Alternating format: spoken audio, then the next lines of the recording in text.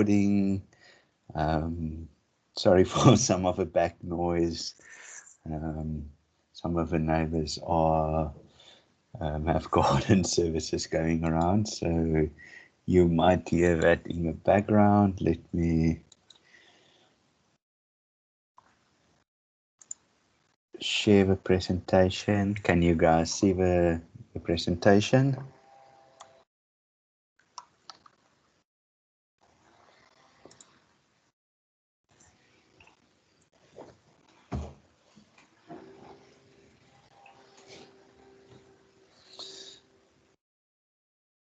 Okay, great. So basically what I want us to finish today is study unit 9, 10, and 11. So it's going to be quite a few things that we go through, but I think we will be able to do it. So I ended the previous session with discussing a bit on hypothesis testing and how we look for or can identify. So I nearly have a few questions on hypothesis testing, then a few on the chi-square, and then a few on the linear regression. Okay, so basically under the hypothesis testing, what we identified the last time is when it is only giving me that sign, we know it's a one tail, so that we can basically we can say it's a one tail. Then I think what is critical is what are the next things that they ask us. So they ask us to look at the critical value, and they ask us to look at the test statistic, the p-value, and then if we would reject or not. Okay. Alpha is equal to 0.05. So that tells me that we are working within a 95% confidence interval. So that tells me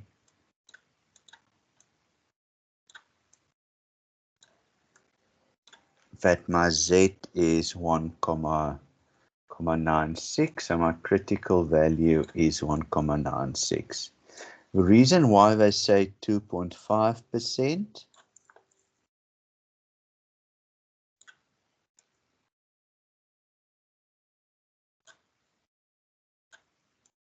remember, even though we work with a one tail, remember it is 95% that lies in the middle.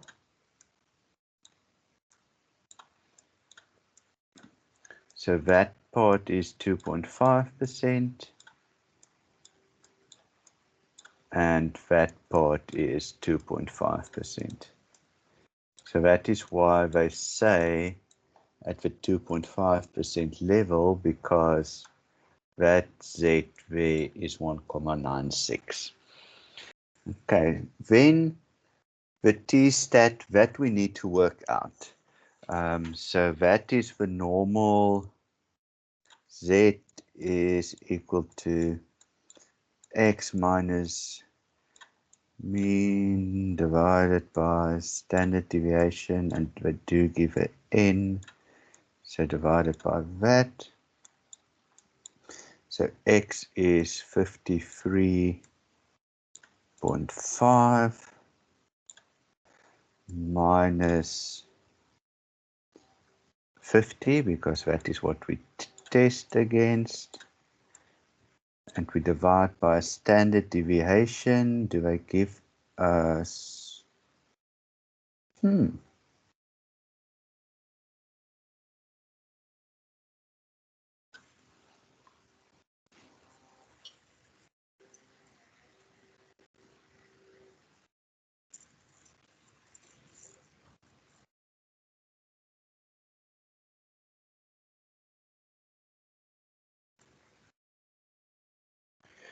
okay, where's your standard deviation? Am I missing it?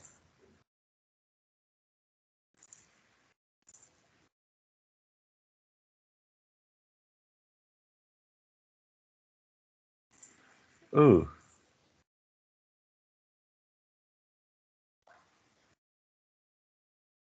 okay, so we needed a standard deviation.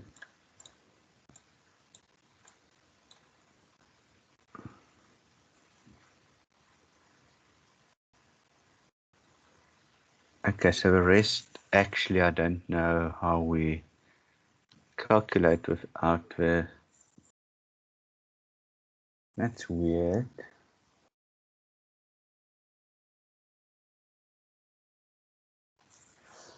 Let me just quickly go back to that study guide. Just want to see if I missed it or if it's not there, at least what it should have been with what they worked with. Let me just check.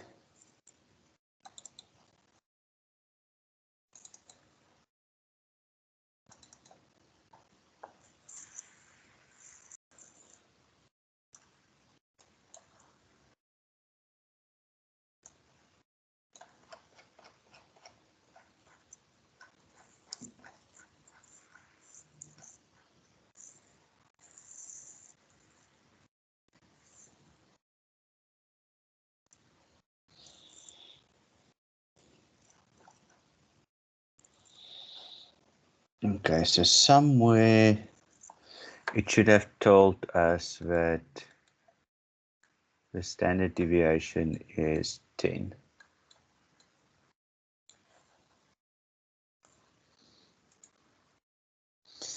Quickly. Yes, so that Z that we know is 1.96 is your critical value. So that is your critical value is for 1.96. Now we are calculating the t-stat that we need to test it against to see if we're going to accept or reject the null hypothesis. So you're 100% correct. The Z is 1.96, but that's just for the critical value. So we still need to work out the t statistic. And for that, I still need to work it out with this formula. And it should have said to us the standard deviation is equal to 10. So that at least I have that, because without that you can't do the sum. So 53.5 minus 50 is 3.5. 1064, the square root of that is 8. 10 divided by 8 is 1.25. So 3.5 divided by 1.25 is equal to 2.8. So that is also correct. So how this formula page will now graph will look like is that somewhere here is your 2.8.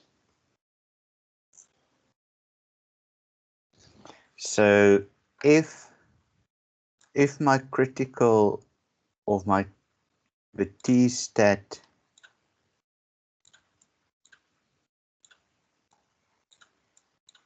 that I calculated, if that is bigger than my critical value, I will reject the null hypothesis.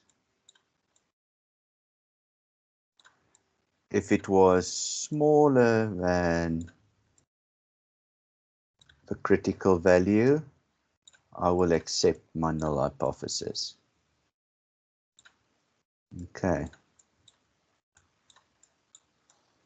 We will do one or two more of this. So I would have rejected that, but to work out this, we will need to go to the table. So your Z table, where Z is equal to 2.8.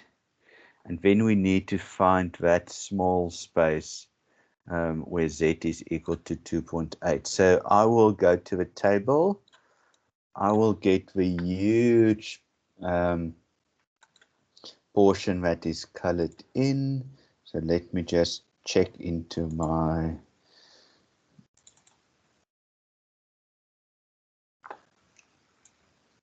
table again. So on my table where Z is equal to 2.8, I get that value is 0,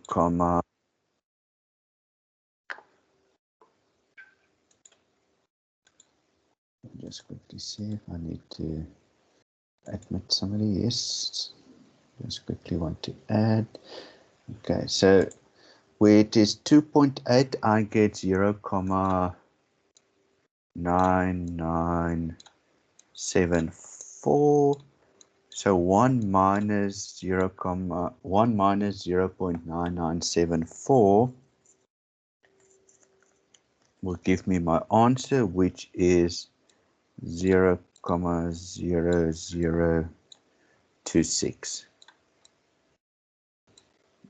Okay, which is then that small area.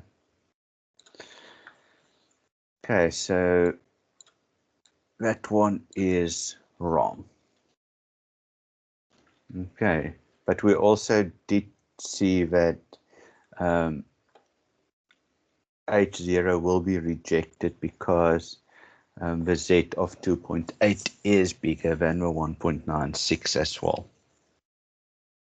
Okay, but we will do this now nearly for a few questions. So we'll do the same, repeat it. So here they tell us not equal. So not equal is a two-tail. So that is correct. Critical value 1.96. We work with a 0.05. So critical value is correct. This again we will need to work out. So hopefully all the information is there. That we will need to work out. If that is correct, then we will reject the null hypothesis again. So let's write it again as I would have looked at it. So we know that that is my Z of 1,96. So if a test statistic is bigger than that, we will reject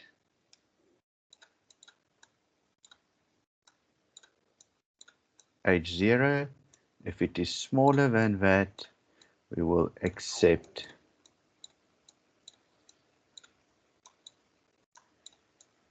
H0. So nearly when you do that one, we will know if that one is also correct. So we need to work it out again with the Z. So let's hope all of information is in this one this time. And I'll change now to a different color. I don't know how good the green is on the screen. So X, they tell us we need to, where's the X? 458.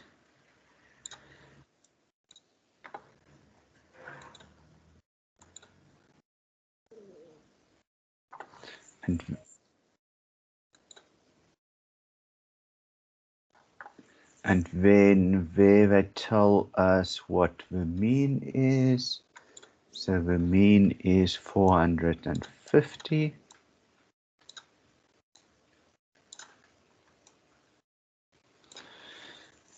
divided by standard deviation of 20.5.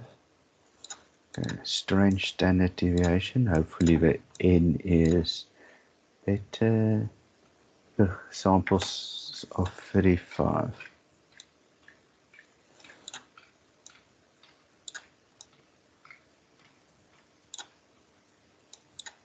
Okay, so that minus that gives me 8, but below the line it's not a very nice simple answer. That will be a few decimals, I think.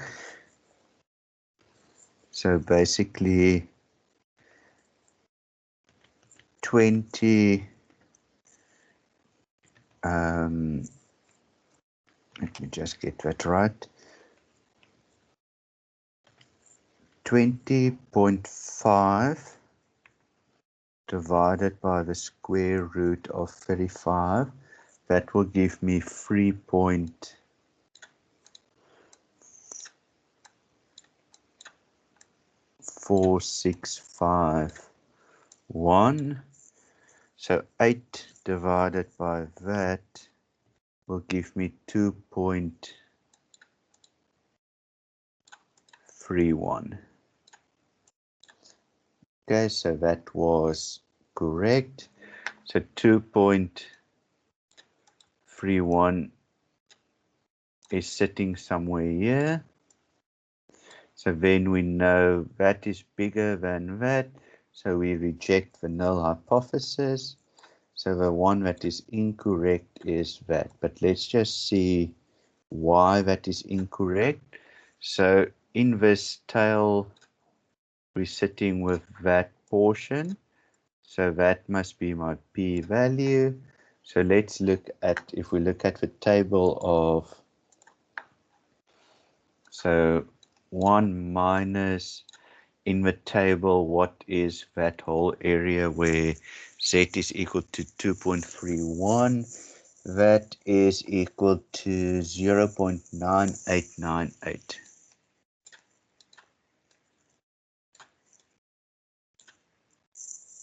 And wait, 0.96. I was misreading it.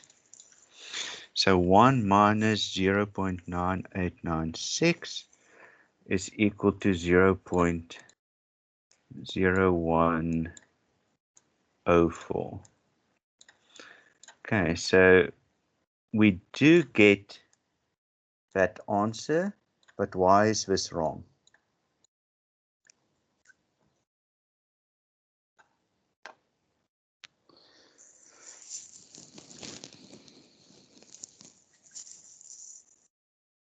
Why do you say it's wrong, or do you say there's actually a mistake in this question?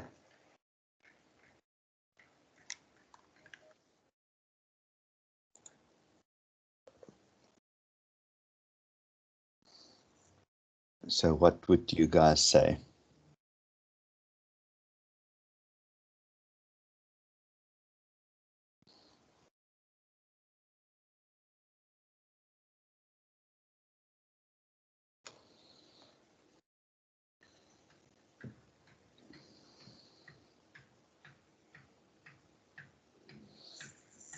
Okay, I'm just also following up on all the messages on WhatsApp. Can you guys now, can everyone hear? Yes, I can hear you after we join.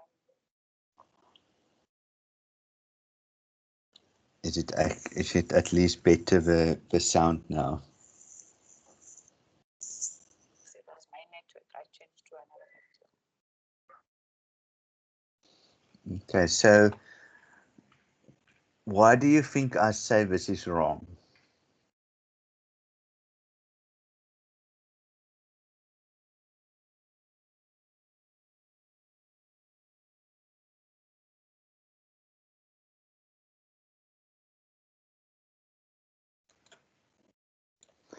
Okay, so remember it's a two-tail.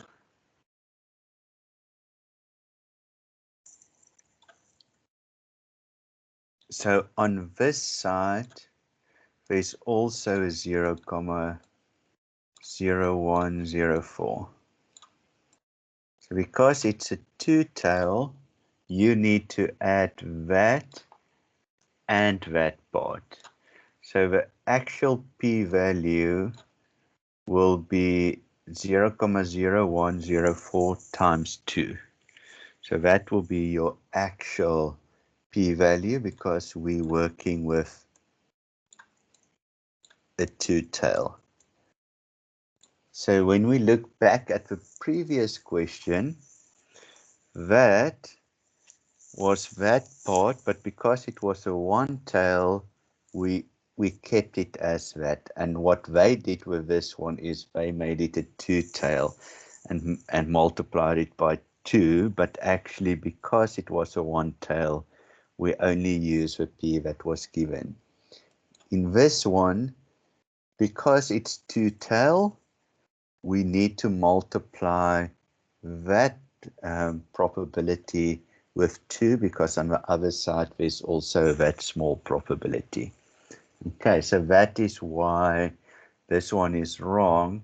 If it was a one-tail, it would have been correct. But because we're working with a two-tail, this one is also wrong.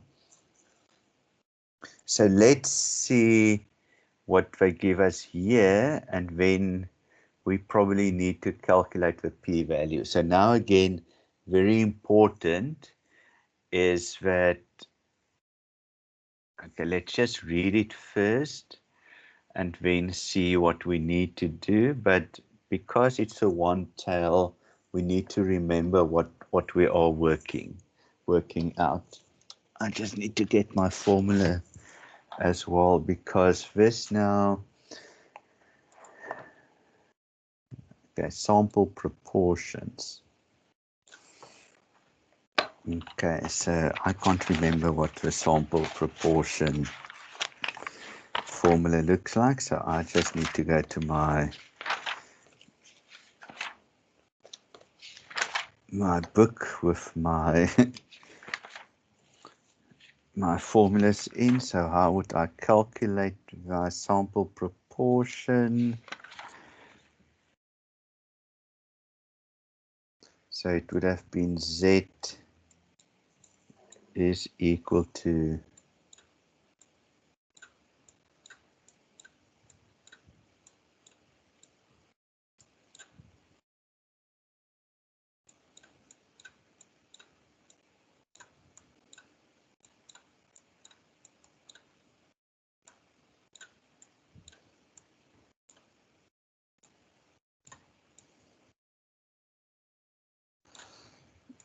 okay, so let's see what was the proportion they gave us. 0,63. What was, we tested against what? 0,6. So what else do they say? We know that is 0.6. 1 minus 0.6 will give me 0.4. And we will divide by n, and n is equal to 100.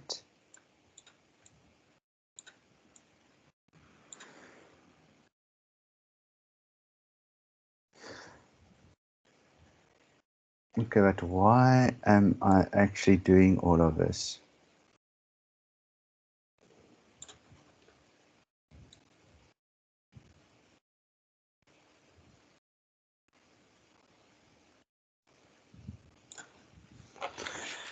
They have already given me the test statistics, so why am I actually don't need to work it out. They're giving it to me.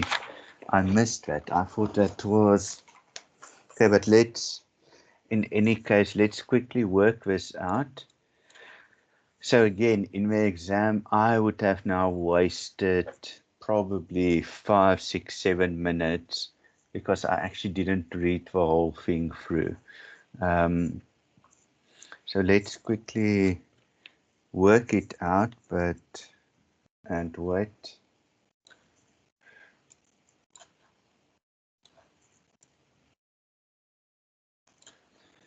So it is 0,03 at the top, divided by 0.6 times 0.4, divided by 100. The square root of that would have given me 0,04899. And then if I divide by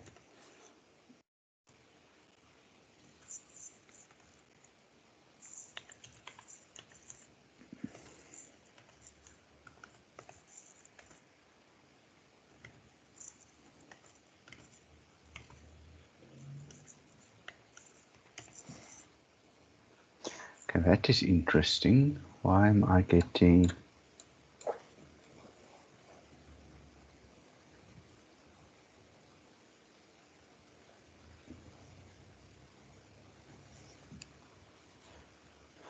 I am actually getting a different number, which is not supposed to be.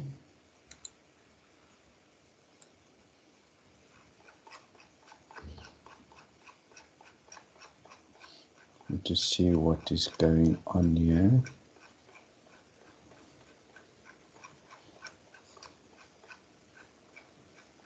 And if there was somewhere something weird in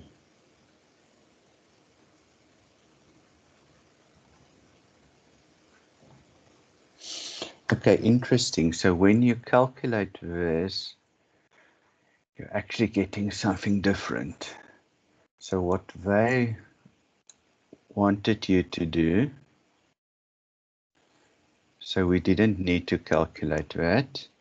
So they didn't, obviously, as they change the questions in the papers, they haven't looked at if that information actually give you what you need. So they given you the Z that you are testing against. And they told you, okay, so we know the Z in the middle is 0. This Z is 0,05, so it's just a bit more than 0. We test it against bigger, so we want that area.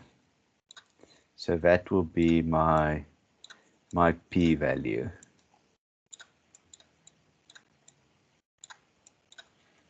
So what I would do is I will look at the Z,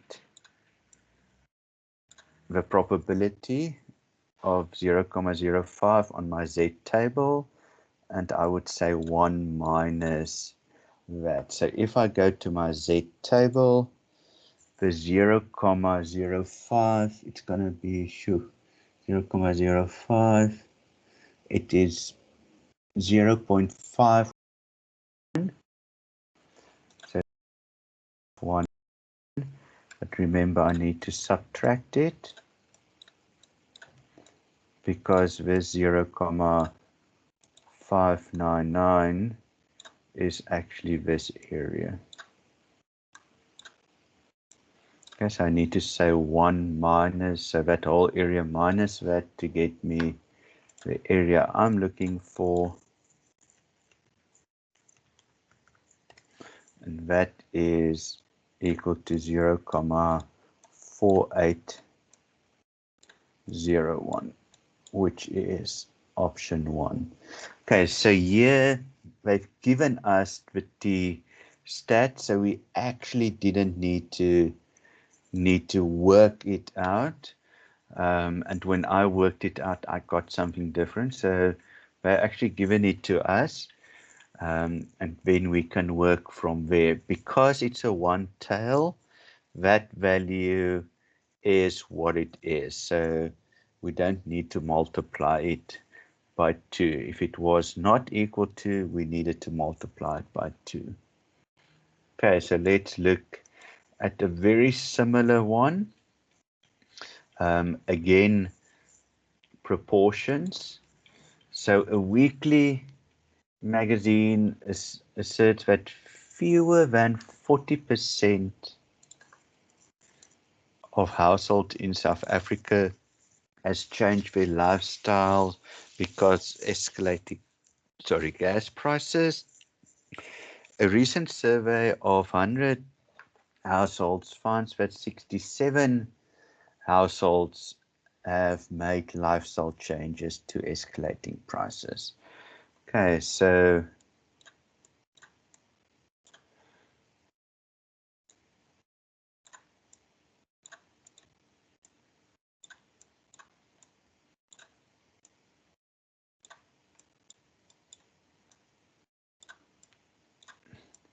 that is the two that we nearly gonna work with.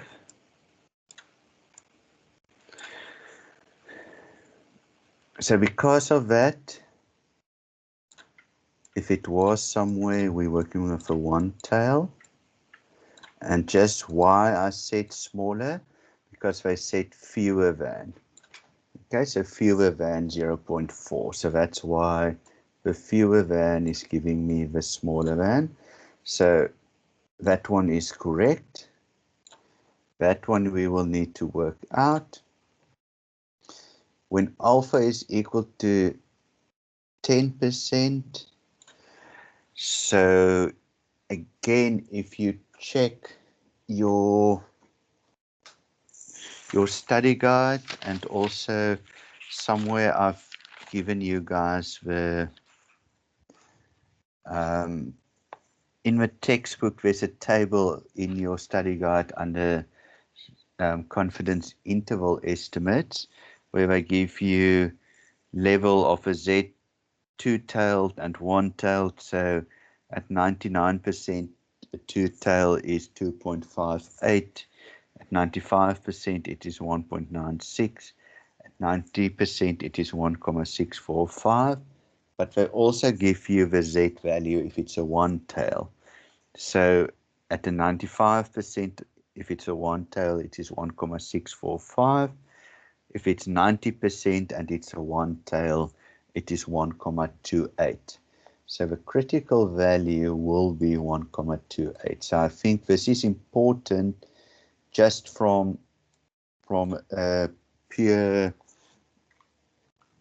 definition point. So in your study guide, under study unit 8, that table is in there, but it's also in my study notes that I have shared on study unit 8.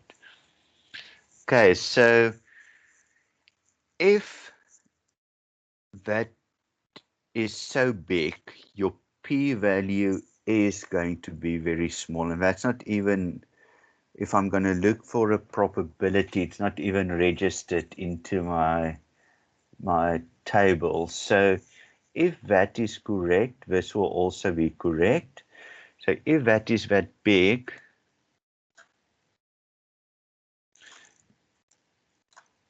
so if that is 1.28, we have worked out the t-stat as 5,5102.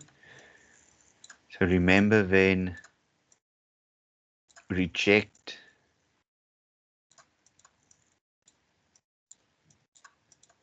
H0. On that side, we don't reject it. Conclusion, it's not rejected. So that is probably the one that's wrong. So if that is correct, this one is wrong. So let's work out the Z value of that. So we just had the formula in the previous question before I took it away.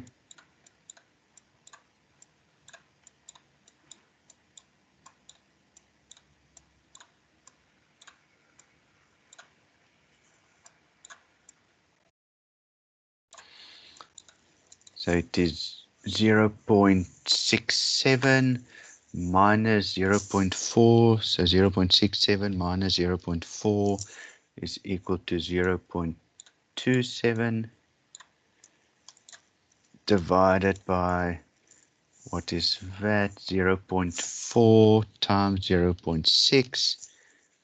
N is 100, so it feels like nearly the same that we did in the previous one. Square root of that, so this would have been 0.0 0.4899. And if I divide that into that one, I get my answer as 0.51. Okay, and then there's some decimals. Sorry, not 0.51,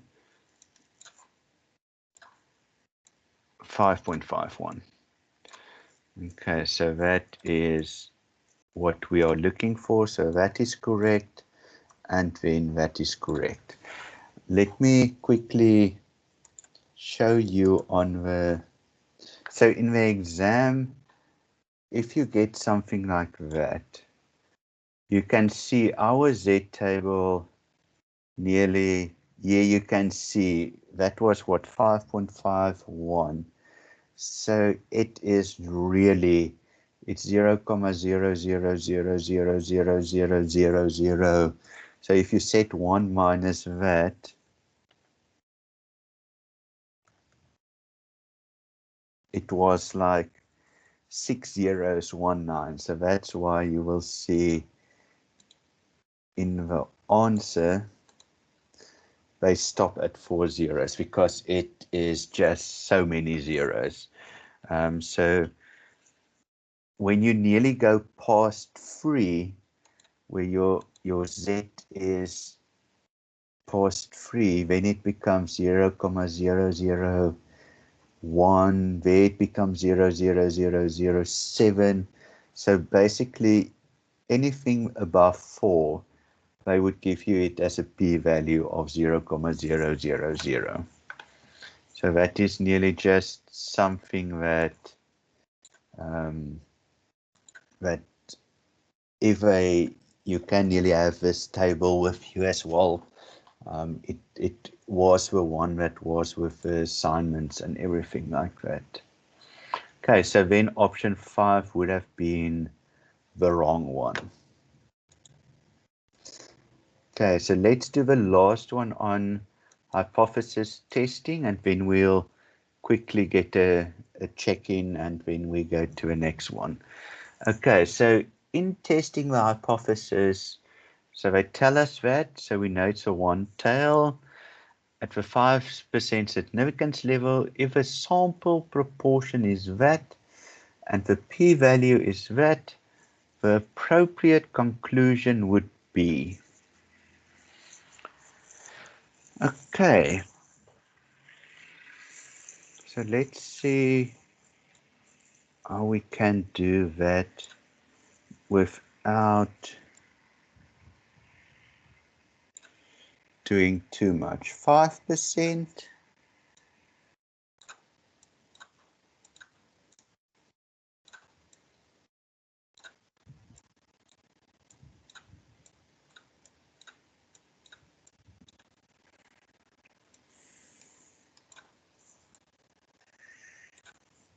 Okay.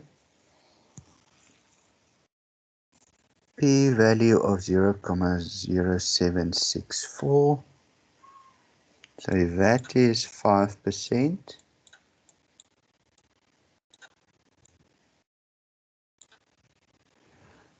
So if that is 5%, so let's just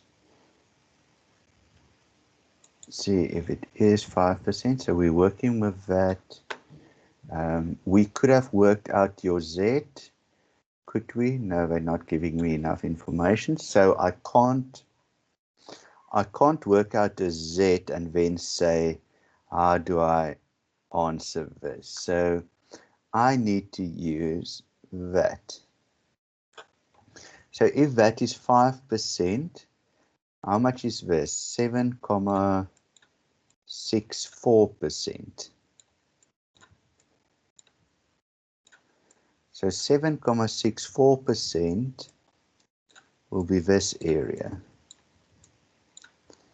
So by default, then I know that my t-stat would be smaller than that. So if my t-stat is then lying on this side, I do not reject So let me write it. I don't want to say that.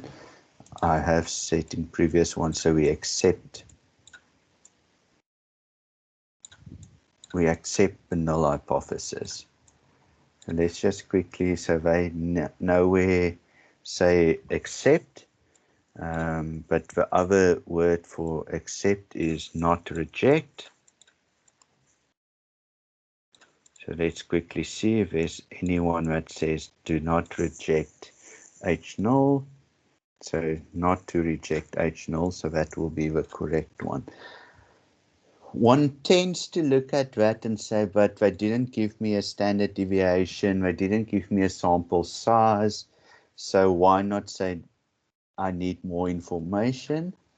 But because they actually give you enough information to make that call, because there they give you the 5%, there they give you the 7.64%, so you know that the 7.64 is bigger than the 5%, so the p-value that you calculated is more than what you're going to reject it against. So we basically do not reject the null hypothesis.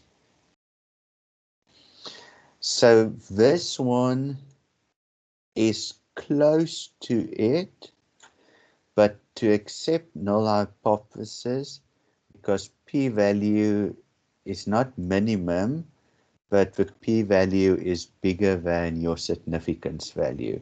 So if your p-value, and maybe you can, that is what we need to remember. If your p-value is bigger than your significance level, we will accept the null hypothesis. That's A, we will accept the null hypothesis. Okay.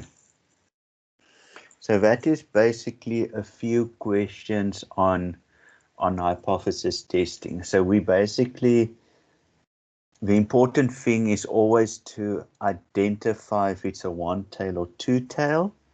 Then the other thing is to see, well, if it is a one-tail,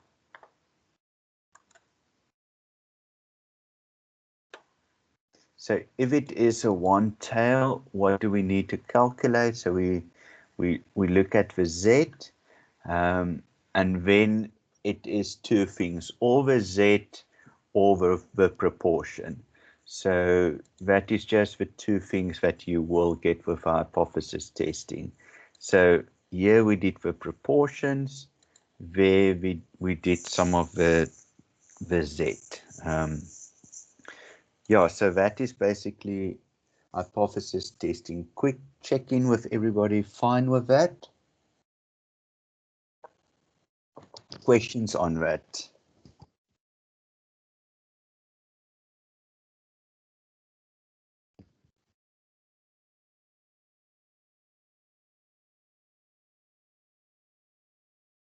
Hey.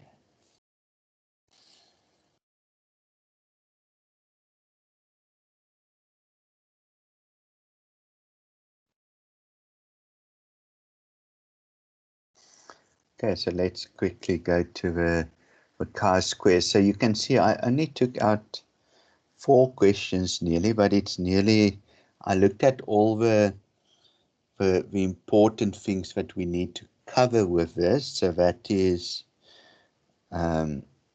why. So let's quickly, so the one thing, and I think, it was what, 2-3 weeks ago, we talked about when we look at the t-value,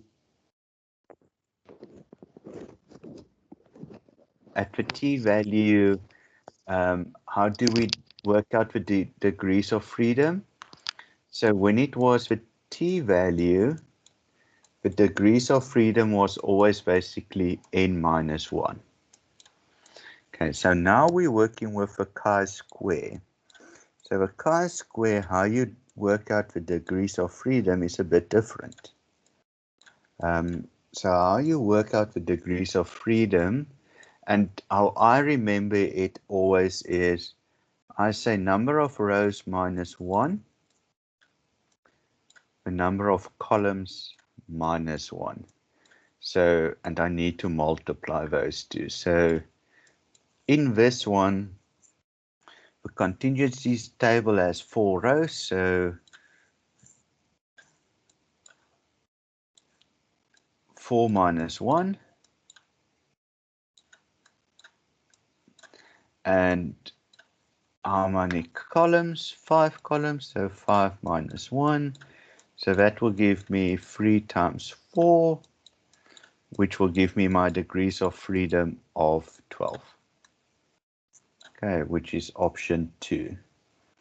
Okay, so I think that is just important. And the other important thing is, and I think that is, so let's do quickly. So they said there was 4 rows. So 1, 2, 3, 4. If there was a total, just remember total is not part of those 4 rows. Okay, the same if it was columns and there was a total, it is not part of those. So there would have been 1, 2, 3, 4, 5. Total again is not part of it. So whenever there is total in it, total is not a part of it, and we'll get to that now with this calculation as well. So whenever there's a total, total is not part of your calculation to do the degrees of freedom. So total is not part of the columns, total is not part of the rows. Okay, so here we don't need to work out the degrees of freedoms, but let's see, let's make this a bit bigger. Let's check if this can become a bit bigger as well. So firstly, I would like to get the degrees of freedom. So that is,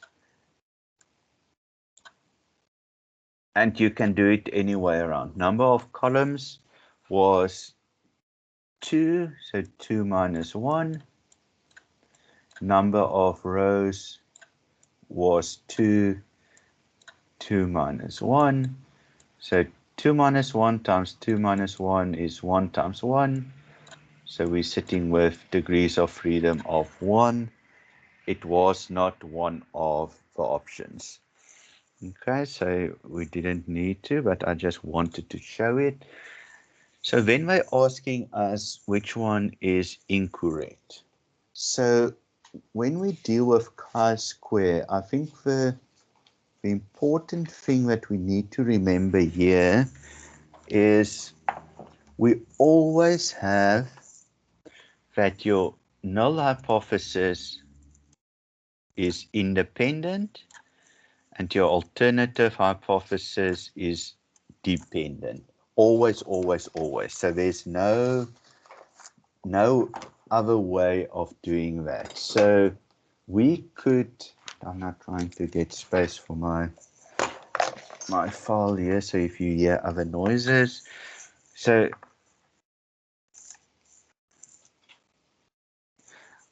I just want to nearly, because that is the one thing what I do normally first is degrees of freedom, and then I look at my H0 and alternative if that is correct. So I said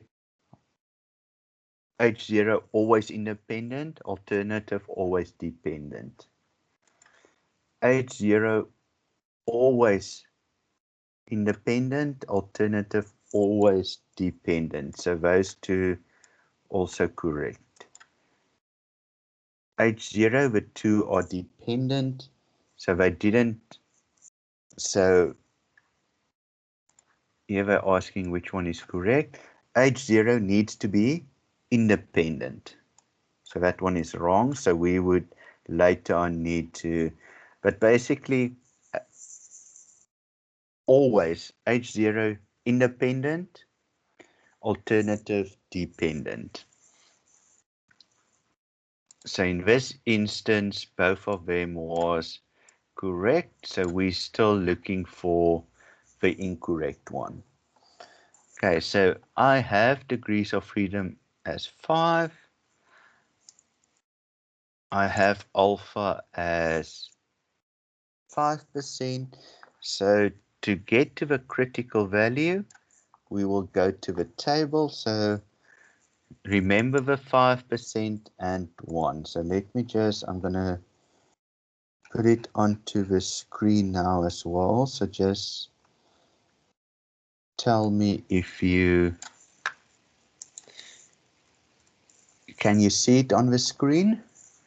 The critical value of chi-square, table E4. Can just a thumbs up if you can see it on the screen.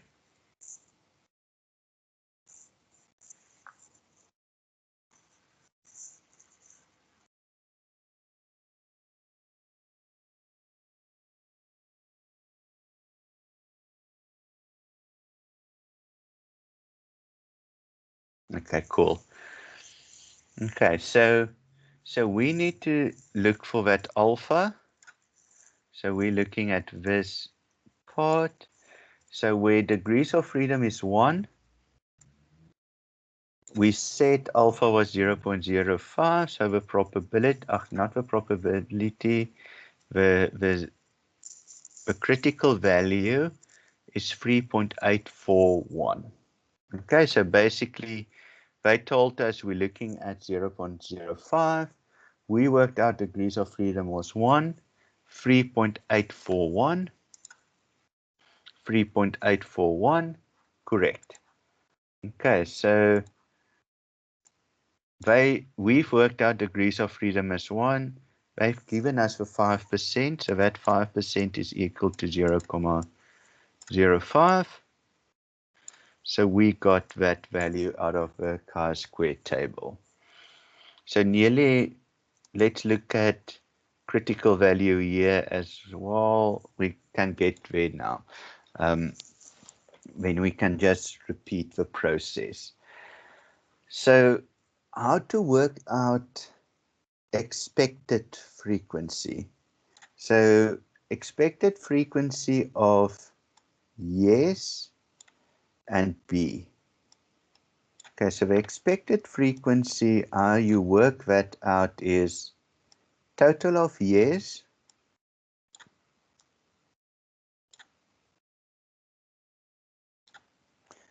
times total of B, because that's the other one, which is 70, divided by the total sample.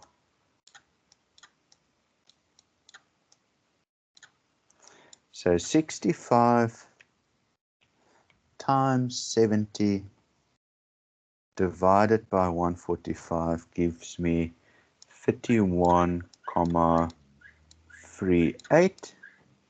So that one was wrong. So the 25 that they've got there is the 25 that are in the table, but that 25 is not the expected value, but the observed value. So just again, the terminology in the two differences. So the 25 was the observed value, not the expected value. Okay, so we have a one that is wrong, but again, let's quickly check. Suppose that the calculated t-stat is that, the null hypothesis is rejected. So the chi-square does look a bit different, so it's a bit more a tail to this side, but the process is exactly the same. Critical value 3.84. They say the t-stat that you worked out is sitting there at 4.5. 5455. Reject the null hypothesis if the T stat is bigger. Accept when it is smaller. We know it is bigger, so we reject the null hypothesis. Okay. So again, nearly showing from where we were at the previous section as well with hypothesis testing. Very similar here is if your calculated t-stat is bigger than your critical value, you reject the null hypothesis. But we will now do it for these two as well. So don't worry, we'll now do both again. So looking for the incorrect one. So we already identified those two are correct. So let's look at the next one. In a test for the independence of two variables, one of the variables has two possible categories and the other one has three. So two possible categories. So let's say 1 and 2, and the other one has 3. 1, 2, 3. So degrees of freedom is equal to rows, which is 2 minus 1, columns 3 minus 1. So it is 1 times 2, which gives me 2. Degrees of freedom 6. So that one is wrong. Okay. But let's look at the critical value. So sorry, and let's just do that as well. So there, that should have been 2 and not 6. So let's look at the critical value. At 5% with the degrees of freedom of 2. Okay, so let's see if I can. So at 5%, degrees of freedom of 2, it is 5991.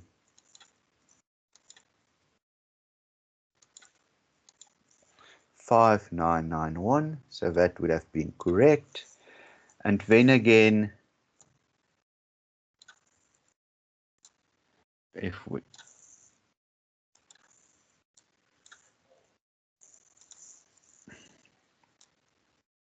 so let's say that is it. The critical value was 5.991. They told us the t-stat is actually smaller. It's 3 comma something. So reject.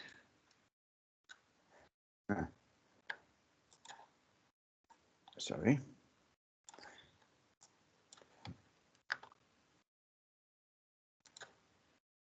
So we remember accept the null hypothesis. If it was bigger, we would reject it. So fail to reject is the same as accepting. So we've now seen not reject, fail to reject, accept, all the same. So that would also be the correct one. Okay, so the last one on chi-square. So okay, they give us a lot of blanks that we need to fill in. I need to look for the one that is incorrect. Sorry, for the one that is correct. So already that one was incorrect. So let's look at degrees of freedom. So we've got Peter and John. So we have got 2 minus 1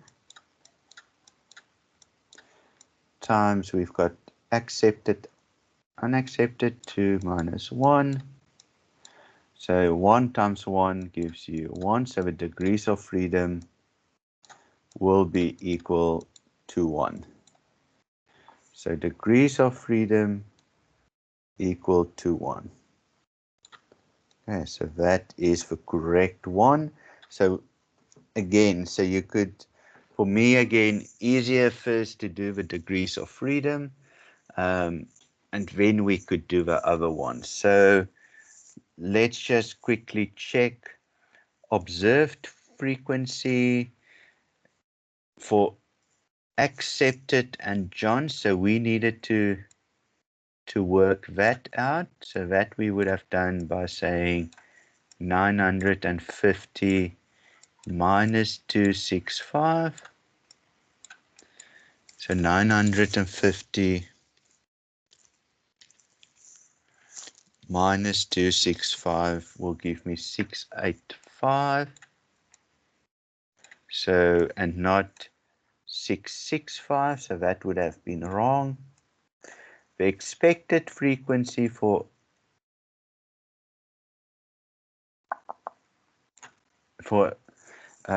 accept and employee, so that is the observed. So we need to work out the expected, so maybe it can be the same, but we needed to get the total of Peter, so that would have been 1000 minus 700 would have given me 300. So it would have been 300 times the total of accepted, which is 950, divided by the total, which is 1000. So that would have given me 300 times 950 divided by 1000. So that would have given me 285. Okay, so that would have also be wrong.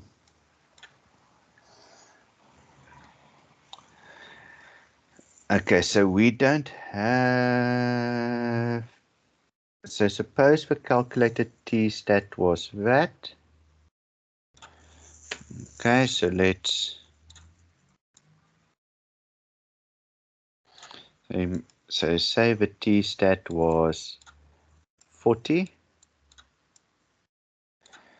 Your critical value 5% degrees of freedom 1. That was the one that we already did. 5% degrees of freedom of 1. So it was the 3.841. So somewhere there it would have been 3.81. So we basically would then know that the tested statistic is not rejected. Okay, so basically again that would have been so that is also wrong because reject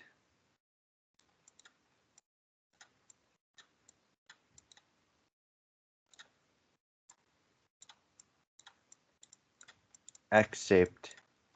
So suppose that the calculated t-stat is that H0 is not rejected. No, it is rejected because that 40 is bigger than your critical value. So it is rejected and it's not rejected. So that one is wrong. So the only one that was right was the degrees of freedom. But I just wanted to show you how to calculate the rest.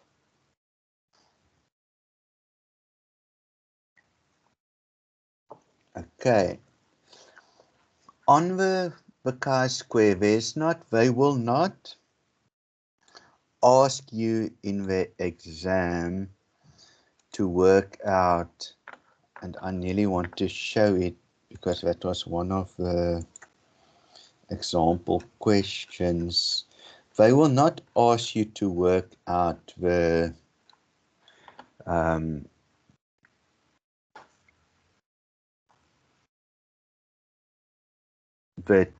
the t-stat. So they will not ask you to work out the t-stat because that is a lot of work that you need to do. I just want to see if there is one like that. Because to work out the t-stat, you need to basically work out use the observed minus the expected divided by the expected square root, and if you have will I now be able to write on this one? Let's see. No. Okay, so I won't be able to write on. No, that is doing. Okay, but you will need to, if it is a 4 by or 2 by 2, you need to do that 4 times. So you can see here, if you needed to do it with this one, you needed to say, you first needed to work out what is the expected values with the total times the total divided. So you actually would have needed another table, and then you would need to say that minus that to the power of 2 plus that minus that to the power of 2. So they will not ask that from you in the exam. So don't worry that you would need to work out the t-stat because that will just take so much time and they will not ask you to do that in the exam. Okay. Questions on the chi-square?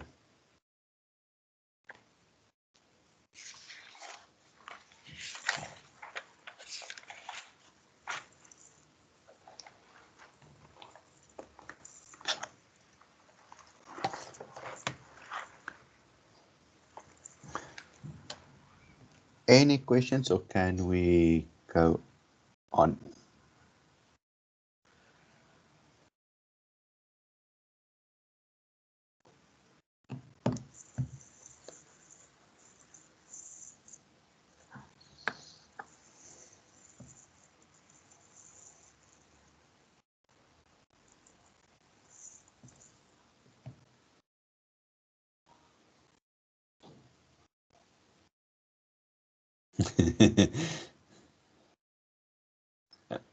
Cool. Okay.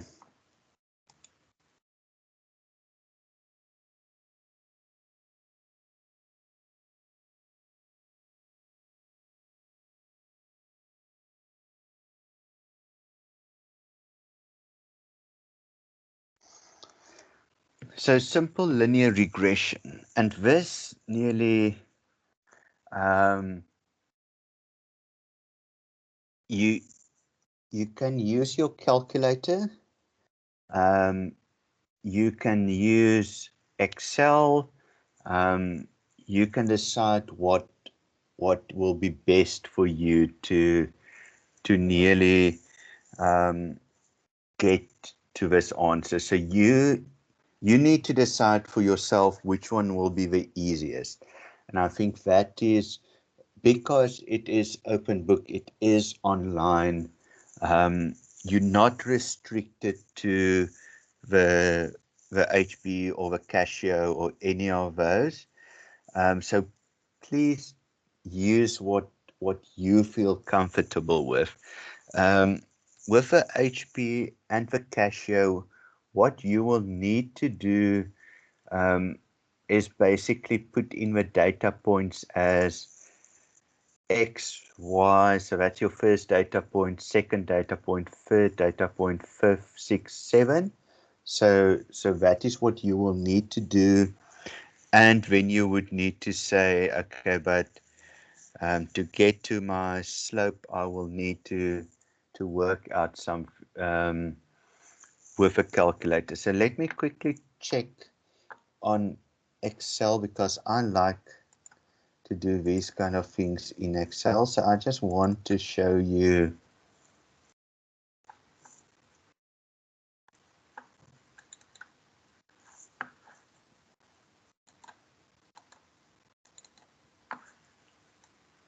what I would have done. And and hopefully we get the answer for that. So that was 23, 96, 46, 113, 60, 128, 54, 98, 9, 33, 12.5. So let's quickly check if there is a function to work out.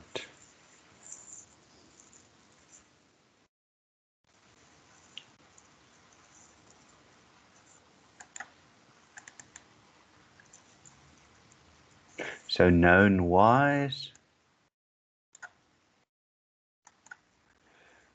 So let me just known x's.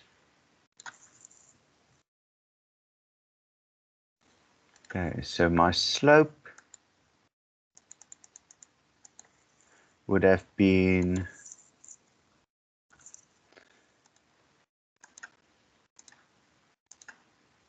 1.32. So my slope is always with the x. So let's quickly see. 1.32. So there it is. Not.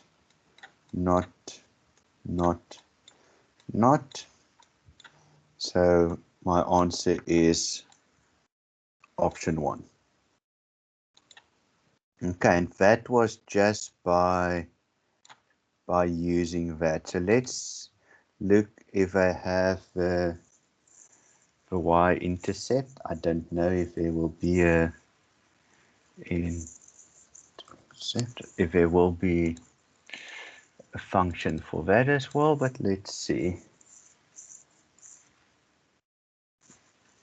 Intercept. Okay, so known y's, can put that in. Known x's, can put that in. So my answer now should be 35.8, and it is. Okay, so there I have gotten with 35.8 as well. So I love Excel because you can basically do anything with Excel. So here we basically have a slope, you have a y-intercept, so you can get the formula. Yeah. So what I would do is I will send this to the group as well, on the WhatsApp, because what I like is you can actually, so let's put it there. So if you now change that to new numbers, automatically your answers will change. So you can actually use the spreadsheet already, and when you get to new numbers, you just populate it with new numbers. So you could have done exactly the same with calculator. Then you would have had, that would have been 1 data, that would have been 2, 3, 4, 5, 6. You would have worked out the slope, you would have worked out the y-intercept. Oh, it's actually just intercept. So I actually learn as well now in the process that, because I normally stop at that point with a slope. So there's a function just intercept, and then it asks you to highlight the x and the y values.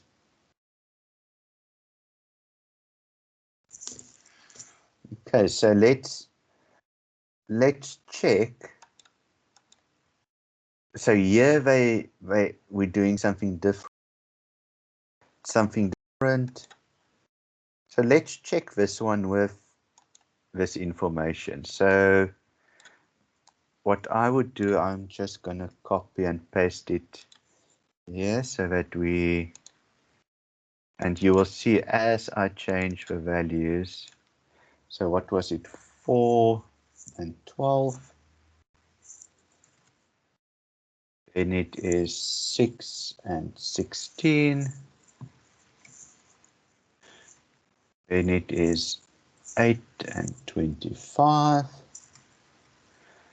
Then it is 9 and 50. Then it is 12 and 59. The last two must not be there. Okay, so the slope must be 3.5. So we need to get to the correct one. So let's just bring it up again. Slope must be 3.54. Okay, so that's the intercept. So that's wrong. So they've basically turned these two around. So both of them are wrong. So y is equal to, there's your intercept of minus 3.2. So we could have just said, okay, so it's a bit off. And there's the 3.54. So let me just check. 4, 6, 9, 12, 12, 16, 25, 30, 59. Okay, so let's just do that. See if it does have an impact. No. Okay, but then basically option 3 would have been the correct one. Okay, so very interesting. So they've got that, but obviously it is swapped around.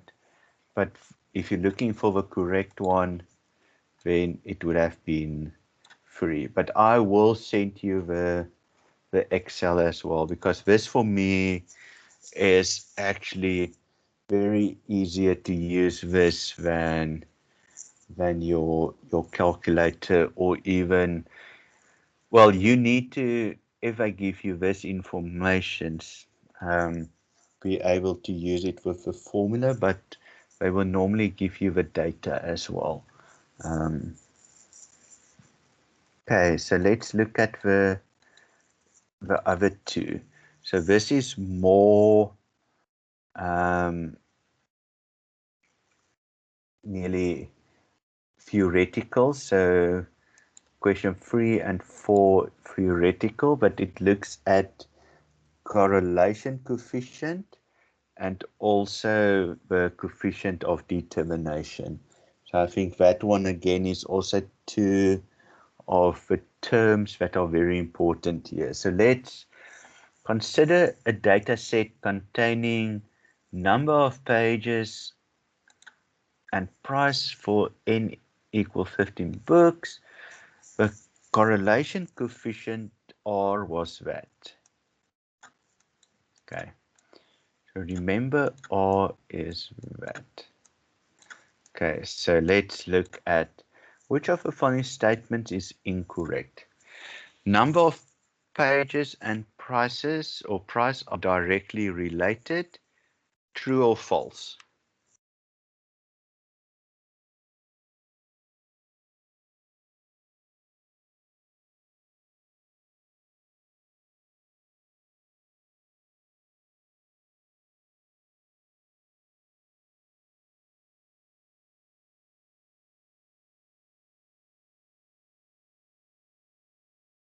Okay, so directly related. So the R is, it's not huge, but it is still a reasonable number. So if it was 0,001, then I would have said no, it's not related. But a correlation coefficient of 0,474 is actually a good correlation. So yes, it is correlated. So that one is not the incorrect one. A scatter diagram of the data will show an upward slope. True or false?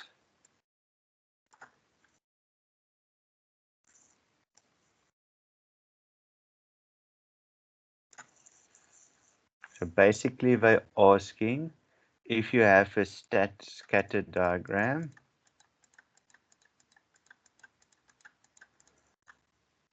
will the data show an upward slope? So who's going to take a guess on this one? True or false?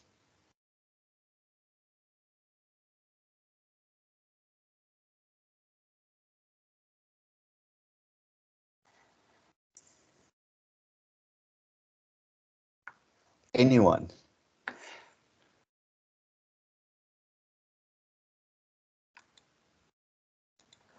Okay. If your R is positive, the slope is positive. If your R is negative,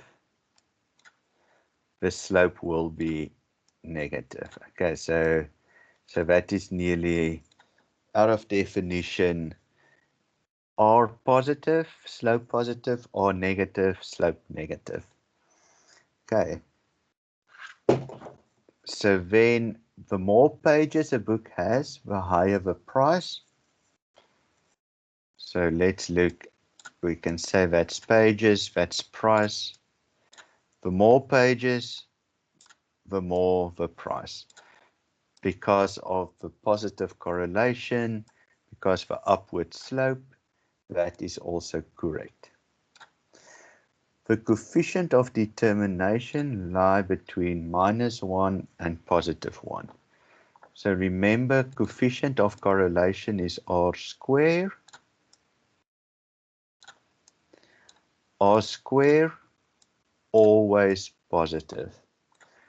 So even if it was a negative correlation, a negative times a negative because of a square will make it a positive. So this one is the incorrect one.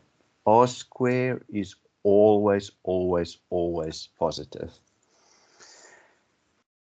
If there is an absolute no relationship between pages and price, R will be equal to 0. Correct.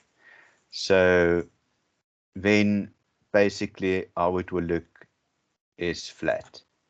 So if there's no relationship, it will be a flat line. So then it doesn't matter. Then it basically says there's no correlation. Okay. So this all types of definition questions, but you needed to understand it. So this can be something that they can ask in the exam. The last definition question. So if all points in a scatter diagram lie on the regression line, so let's say that is your regression line. Everything is on it.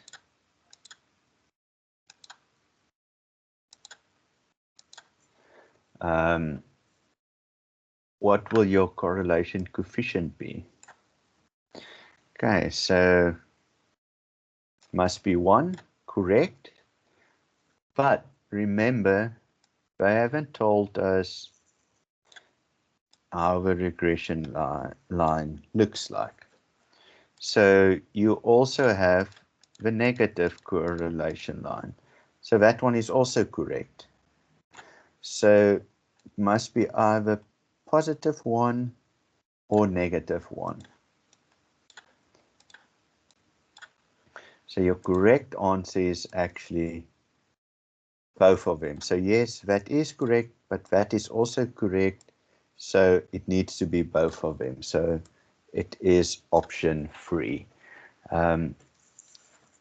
Not 0, because 0 means there's no regression or there's no correlation. You don't need more information because we've already given you enough information. Okay. So that was nearly the linear equation. Linear regression. I nearly went through the last 2 chapters very quickly, but I nearly wanted just to take out the most important things for you. So with chi-square, we basically need to know how to work out the degrees of freedom. We need to know that the null hypothesis is always independent. Alternative hypothesis is always dependent. The critical value you get out of the table, so they will need to tell you the percentage. With that percentage and your degrees of freedom, you will get the critical value. The expected is basically what you calculate with the totals divided by the big total. They will give you the t-stat. They won't ask you to work that out because that just will be a ridiculous time to work that out. And then it is very similar for all of the chi-square. For the regression, I would use Excel, but you can use your calculator as well, where you have the function of putting X values and Y values in. And then just remember from a linear regression as well, when we have a correlation coefficient R, it can be positive or negative. When we have the coefficient of determination, it can only be positive because it's to the power of 2. So it doesn't matter if it's a negative or positive correlation, it will always be a positive coefficient of determination. Okay, so that was nearly covering everything of the study units. Okay, you guys comfortable with that? It was very quick this afternoon, but that was basically what I wanted to finish today so that we can just do another session to do the exam prep. Everybody okay? Happy with what we did today? Questions?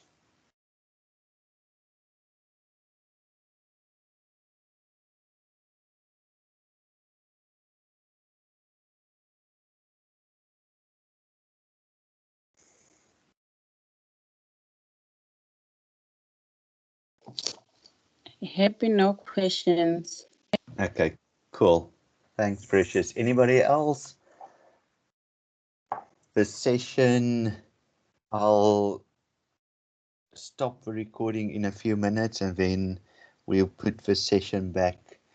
I'll share or Rian will share it with you guys after I told him that it is available.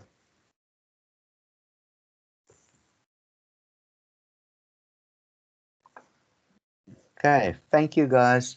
I'm also taking leave on Friday, so I'm not going to have a session on Friday. But I am going to schedule for us a session on Saturday. So I am going to schedule a session probably from 8 to 10. I know it's early, but then we can get a nice 2-hour session in so that you still have enough time to prepare for Monday. What time are you guys writing the weird time, like 11:15 on Monday, eh? I think it is 11:15 or something like that. It's a weird time, but hopefully then the rest of the servers are more quiet, that you guys can easily get access to the servers and things like that. Okay, so have a good evening. I'll schedule for us more time to do some prep work for the exam, but it will be over the weekend, so probably Saturday morning. Okay, good luck everyone and have a good evening.